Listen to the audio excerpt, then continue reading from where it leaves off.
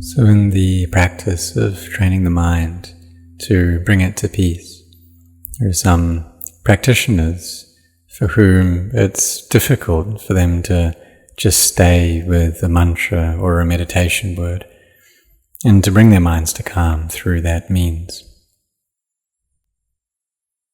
It's hard for them to just cultivate samadhi, to try to just bring the mind to stillness like that. And they feel that if they practice in that way, then they don't have any wisdom. They like to think. They like to find reasoning behind things. And so this is using wisdom, it's panya. So in that way we use our wisdom to train the mind, to bring it to peace. And so really it depends on what we're proficient in, what we're skilled at. And some practitioners, they don't have much thoughts going on.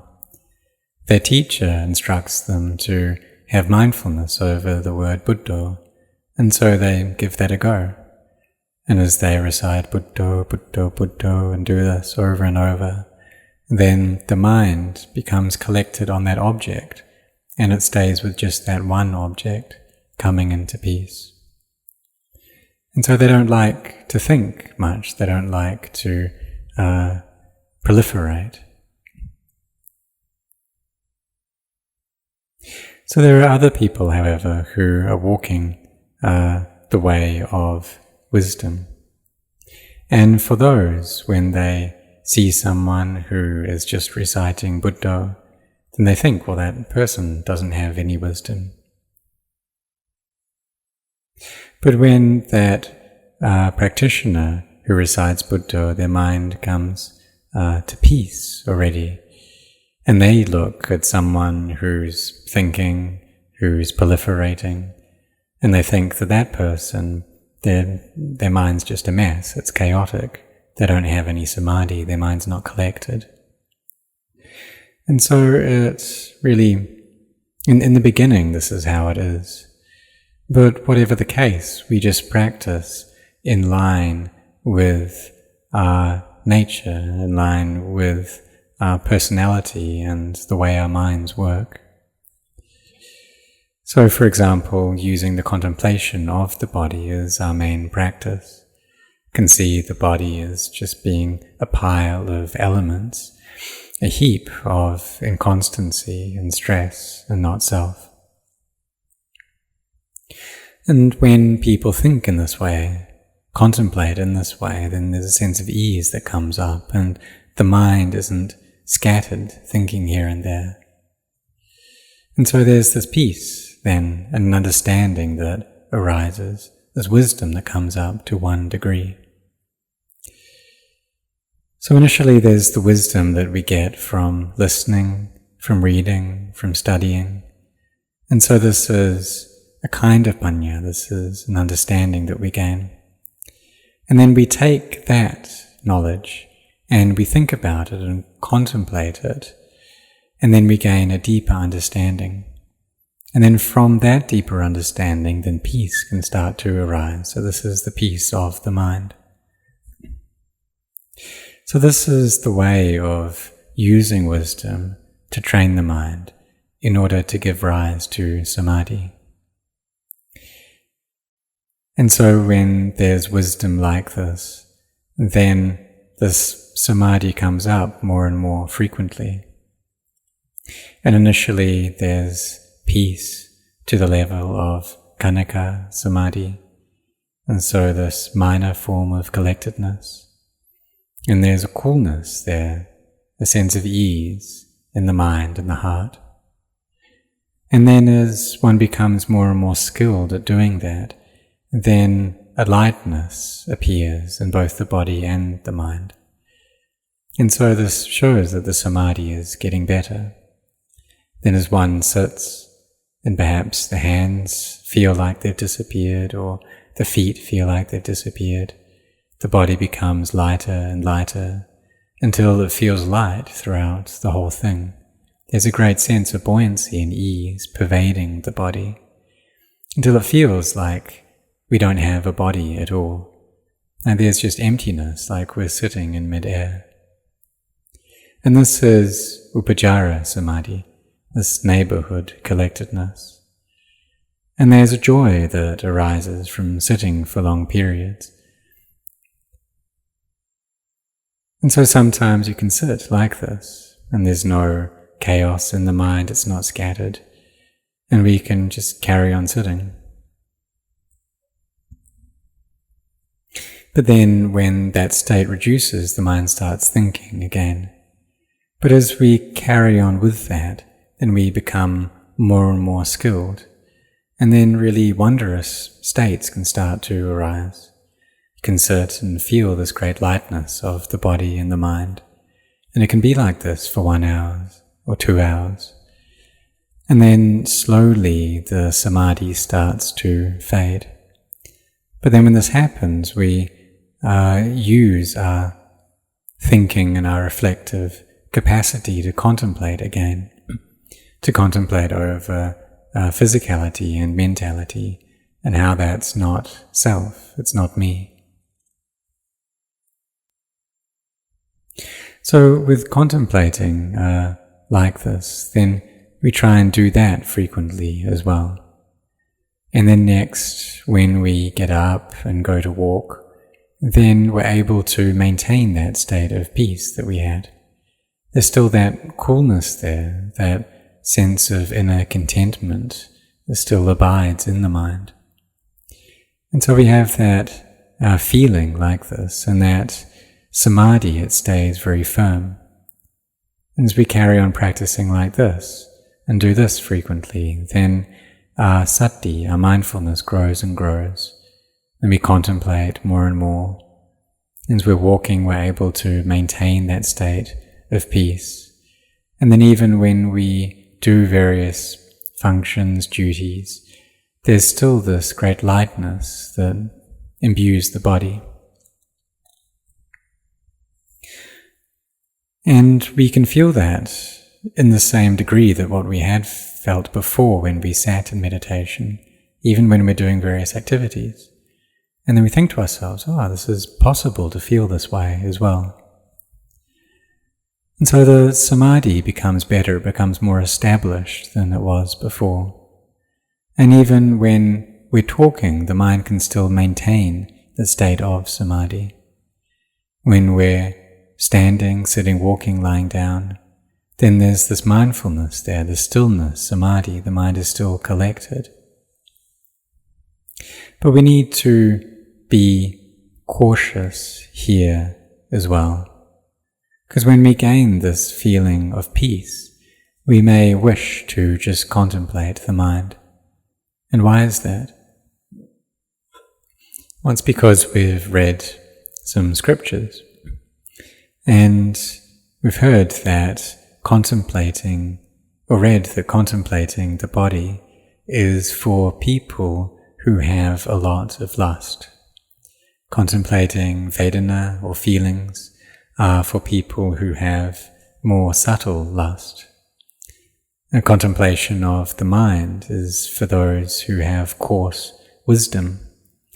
And contemplating the Dhamma is for those who have subtle wisdom. And so, for myself, I wanted to have wisdom, to be someone who was wise, even if that meant coarse wisdom. And so I take this samadhi to contemplate the mind. And so I was deluded in this way, wishing to just watch the mind, see its arising and ceasing, seeing whether the mind had states of greed, hatred, and delusion there, or whether there was an absence of greed, hatred, and delusion. Seeing that the mind is just a mind, it's not a being, not an individual, not a self, not me, not you. And so thinking that when I saw that, I would attain to the Dhamma. So you see, this is what can happen when the mind is peaceful already. We start thinking about things in our own way, wishing to just look at the mind, contemplate the mind.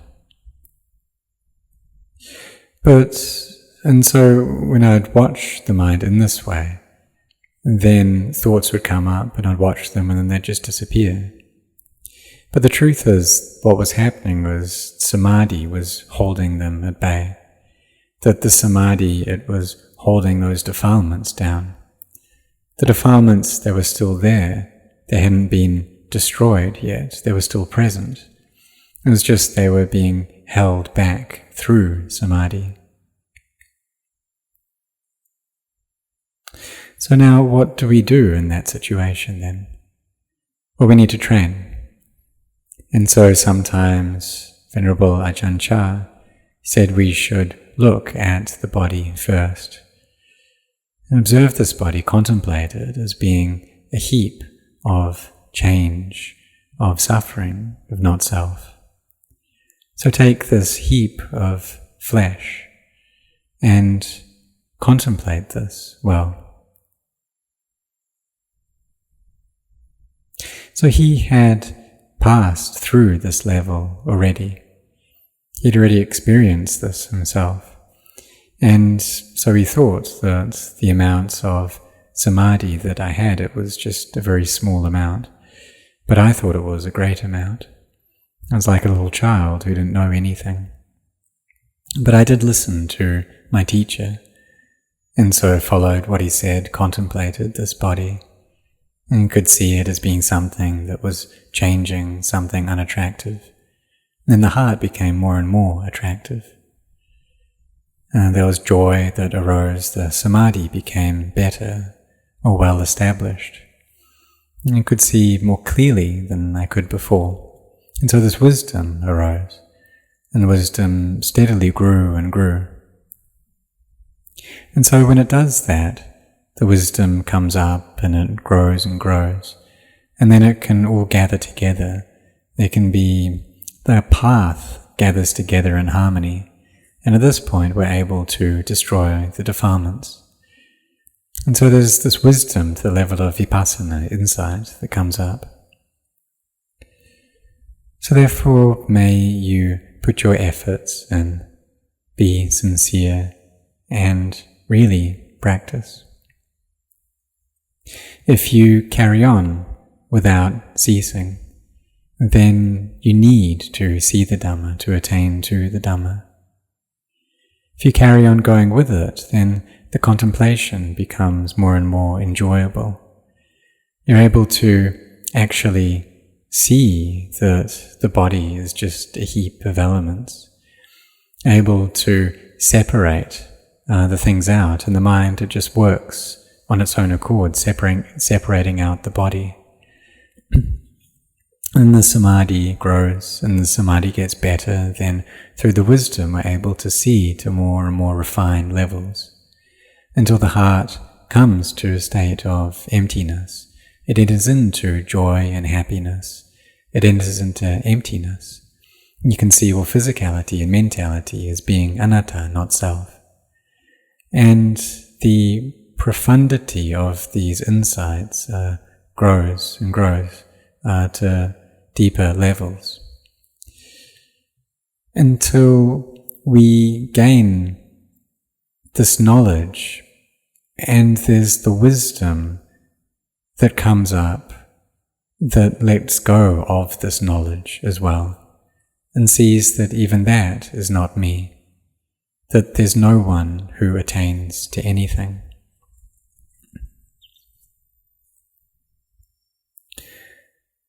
So in the beginning we can use panya to contemplate for the arising of peace.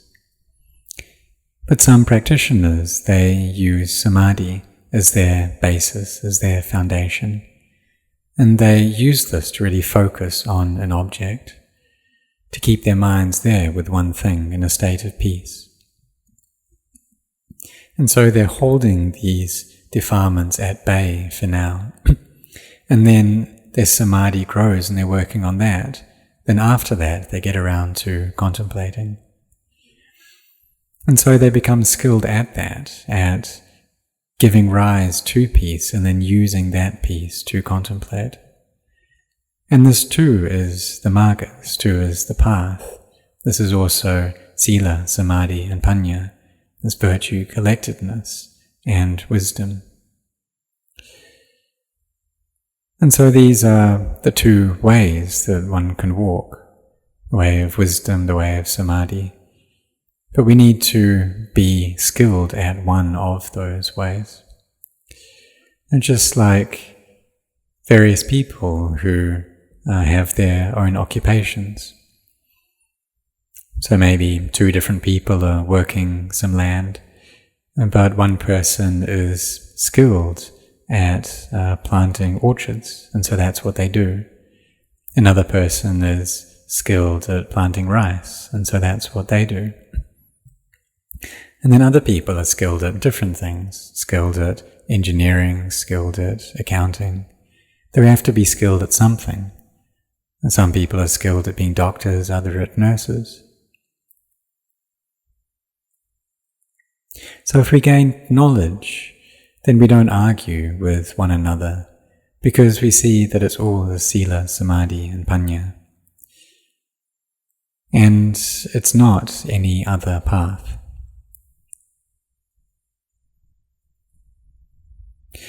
So in the practice, try to bring your mind to peace and to be sincere in your practice. Whether standing, walking, sitting, lying down, try to have a lot of mindfulness so that the thoughts, all of the creations of the mind start to reduce. So you can contemplate in order to bring the mind to peace so that this thinking reduces. And in the beginning what we use is sanya, so there's perception or memory. And that's what this level of contemplation is in the beginning. So maybe it's the asubha sanya, so this memory that we're bringing up of how the body is something unattractive, or a memory of the various parts of the body, the various organs there. Or this perception or memory of how the body is inconstant and stressful and not self. So we use these objects of memory first, of perception. But it's not an actual, genuine seeing of anicca, dukkha, anatta, but we use these memories or perceptions first. And we carry on doing that until peace arises and grows. Or sometimes people are watching the breath, reciting Bud and then Do, until that mantra disappears all of its own accord without our intending for that to happen. Then as they carry on watching the breath, and even the breath just goes, till the mind is in a state of peace and stillness. And that stillness becomes very firm, and then joy, happiness arise.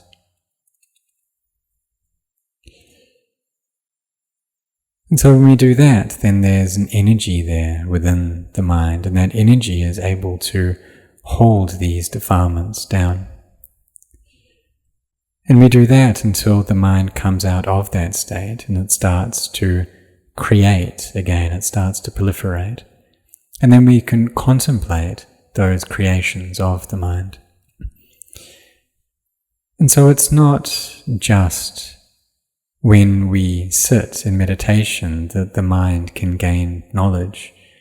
But it's whenever really the mind gathers together, and then there's a creation, proliferation that happens. And at that point, wisdom comes up. So we can see then the body, it's just like a robot that's walking back and forth. And see how when the mind is in peace, it's able to separate out, that the mind can separate out from the body and see it as just being a body. And see it as just being like a biological machine. And this can be very clear. Or we can see it as just being like a puppet that you pull strings and pulls it into various positions. Well, that's just what it's like. The body orders it around. And so we see it's merely a body. When we see that, then we can see the Dhamma. But for that to happen, we need firm mindfulness and Samadhi. So really set your hearts on this, whether you're a monk or a novice or a layperson. It's close to the end of the rains retreat, but don't be heedless. It's not much time left. It's just 10 days left. And so may you really be intent on your practice.